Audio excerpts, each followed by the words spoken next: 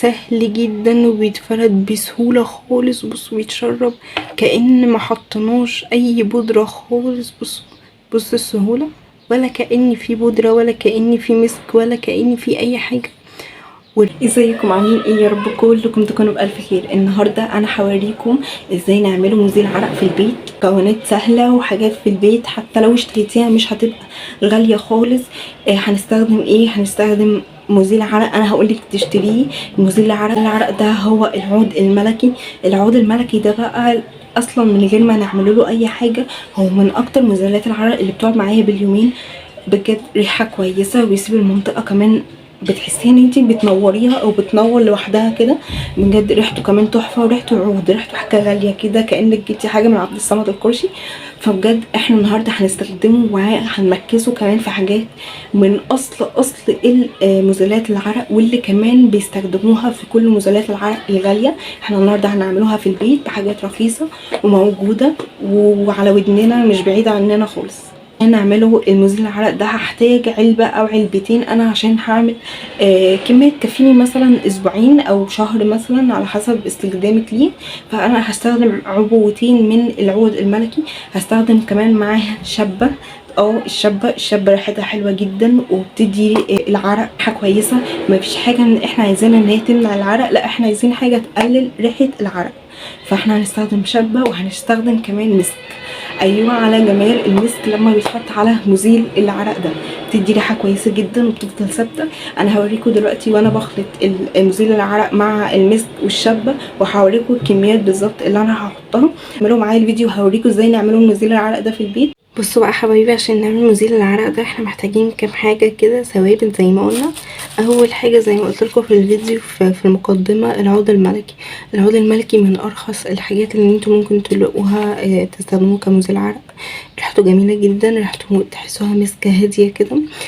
بيبقى ثابت يوم، يعني احنا طبعا في الشتاء ممكن يفضل ثابت معانا يوم، في الصيف لو حر قوي ممكن يقعد معانا بالعشر ساعات، وممكن اصلا تلاقوا نفسكم برضو تاني يوم كويسين جدا وريحتكم تمام. بس طبعا احنا في حر بقى ولازم ناخده شاور كده كل يوم، وممكن في اليوم مرتين كمان. هو سعره يعني مش ثابت لان هو في منه كوبي. العود الملكي في منه الكوبي بتاعه ب10 وب12 جنيه وب15 جنيه، لكن الاصلي بتاعه بيبقى تقريبا ب25 جنيه، ممكن يوصل ل30 جنيه حسب المكان اللي انتوا بتشتروا منه. خلي بالكم العود الملكي لازم يبقى عليه العلامة دي، وكمان لازم يبقى عليه العلامة دي عشان تتأكدوا ان ده الاصلي. دلوقتي انا جايبه معايا علبه، دي اول علبه كده من العود الملكي. بصوا شكلها ده تقريبا الشكل الجديد، لان الشكل القديم كان بيتفتح بلف كده. بصوا اهو، بصوا هتلاقوا، ممكن انا مش عارفه انتم ملاحظين ولا لا، ممكن اكبر لكم شويه. في هنا زيوت دي باينه، يعني الزيوت دي اهي من جوه اهي باينه، فتحسوا ان هو فعلا لا بيسيب المنطقة ريحتها حلوة أكبر فترة ممكنة. الحجم ده بتاع العود الملكي من 50 ل 60 جرام. أنا جايبة مع علبة وجايبة كمان التانية نفس الشكل. ايه هو بقى تاني مكون من مكونات مزيل العرق الطبيعي اللي احنا هنعمله؟ الشبة. بصوا بقى، اختلفت الأقاويل في الشبة، ولكن كلنا اتفقنا على أهميتها وإزاي هي فعلا بتدي ريحة حلوة وبتدي ريحة تبقى ثابتة ومش بتمنع التعرق، ولكن بتخلي ريحة العرق حلوة. في ناس ياما شايفين ان الشبة بالذات لازم تكون كبيرة واحنا نطحنوها في البيت، لان في ناس بتخاف منها كده. انا عادي، انا بالنسبة لي حاسة انه مفيش فرق ياما قوي كده او موجودة واحنا نطحنها. دي تقعد معانا سنين، يعني دي الكمية دي كلها كانت ب10 جنيه. بصوا دي كل دي كانت ب10 جنيه. انا مش فاكرة يعني قد ايه بالظبط، بس كمية كبيرة جدا. احنا مش هناخد منها يعني غير معلقة تقريبا. فالشبة دي رخيصة جدا زي ما قلت لكم، تقدروا تجيبوها سليمة او مطحونة زي ما انا جايباها، ولكن انا بفضلها مطحونة. كل اللي بيعملوا مزيل عرق حلو بيقولوا لك في حاجتين، وان انت تجيب مزيل العرق وتجيب الشابة وخلاص على كده. لكن انا بقى معايا السحر ده هو الحاجة الفارقة شوية في اللي انا يعني اللي هيديني ريحة مختلفة تماما، وهو المسك المطحون. ده مسك ده 2 جرام، الجرام ب5 جنيه. من عند اي عطار او اي حد بيعمل تركيبات برفيوم، تقولي له انا عايزة 2 جرام مسك، وتشمي الروايح. هو اكيد بيبقى عنده روايح تشمي براحتك. انا الريحه دي عجبتني جدا، ما كنتش عايزه منها كميه ياما، لان انا اصلا مش هاخد من الكميه دي ياما خالص، لان هاخد تقريبا ربعها.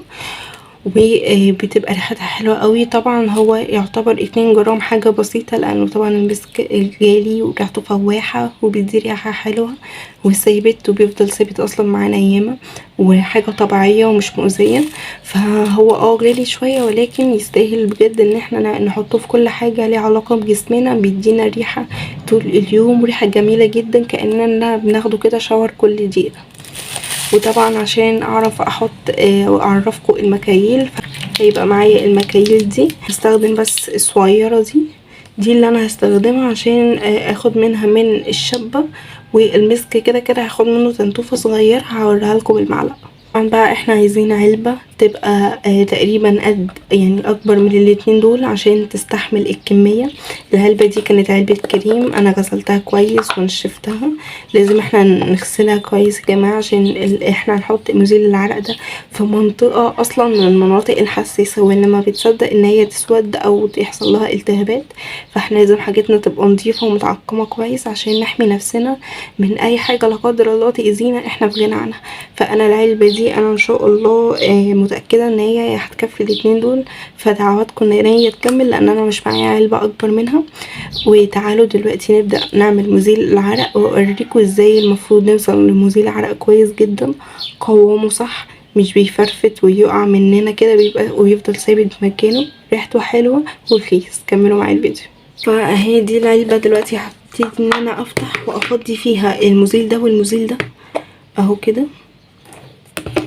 هنجيب بقى اي حاجة كده تبقى سيليكون شوية، او اي حاجة مثلا تساعدنا ان انا امسح بيها او اشيل بيها، عشان ما تفضلش معايا اي كمية من المزيل ما نزلتش.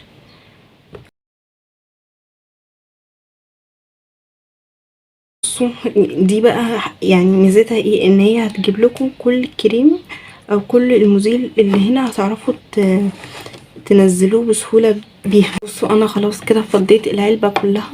بصوا الحمد لله طلعت مكفية، الحاجات اللي انا هحطها اصلا مش هتاخد حجم كبير يعني. فبصوا العلبة بتاعت فاتيكا دي طلعت اصلا على قد بالظبط. هبتدي بقى اعمل ايه، انا خدت المعلقة دي عشان اقلب بيها، سيبها هنا دلوقتي. هبتدي ان انا اخد الشابة بتاعتي وابتدي احط تدريجي كده حبة حبة لحد ما القوام يفضل نفس يعني زي ما هو، ما يتغيرش، ولكن يتقل معايا شوية. وابتدي بقى بالمعيار ده ان انا اخد كده معلقة، بعد كده اخد التانية واقلب واشوف ايه بقى النظام.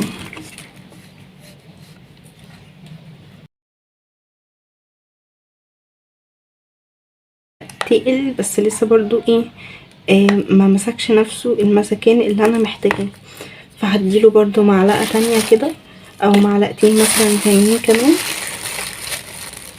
كده. دي معلقة ودي التانية، يبقى كده اخد لحد دلوقتي 4 معالق من الشاب.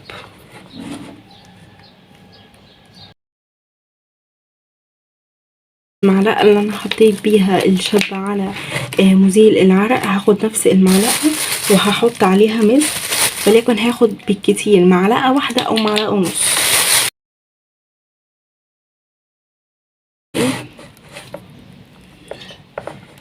ندمج موضوع بقى هنا.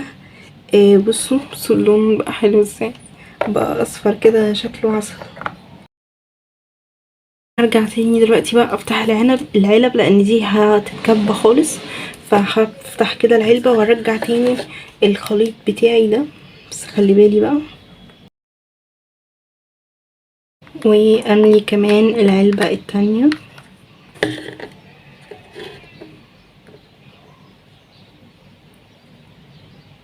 احنا كده ايه وصلنا لاكتر حاجة صح، اللي هو يبقى قوامه خفيف، المسك والشابة يبقوا اندمجوا معاه كويس. طبعا انا هاخد اهو، بصوا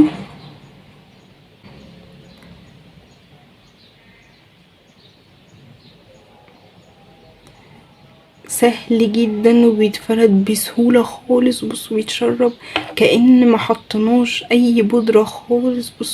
بصوا السهولة، ولا كأن في بودرة ولا كأن في مسك ولا كأن في اي حاجة. وريحته مش قادرة اقولكوا، عايزاكوا تيجوا تشموا. بصوا مفيش، خلاص هو خلاص اتشرب في ساعتها. وطبعا بصوا لونه اتغير بقى، لونه حلو ازاي. ونفس العلبتين بالظبط، يمكن دي كمان يعني مليتها اكتر. بجد مزيل عرق اقتصادي وموفر، نضيف جدا، عاملينه في البيت، عارفين مكوناته وعارفين كل حاجة فيه، هتحبوه قوي. كده مزيل العرق يبقى خلص، عملناه بطريقة سهلة خالص. اتمنى الفيديو مزيل العرق يبقى عجبكم واستفدتوا منه. ومتنسوش بقى تعملوا لي لايك وسبسكرايب وكومنت حلو تحت في القناة، وتتابعوني على بقية السوشيال ميديا، الفيسبوك والانستجرام والتيك توك، هتلاقي اللينكات بتاعتهم في اول كومنت. يلا باي باي. Audio Jungle.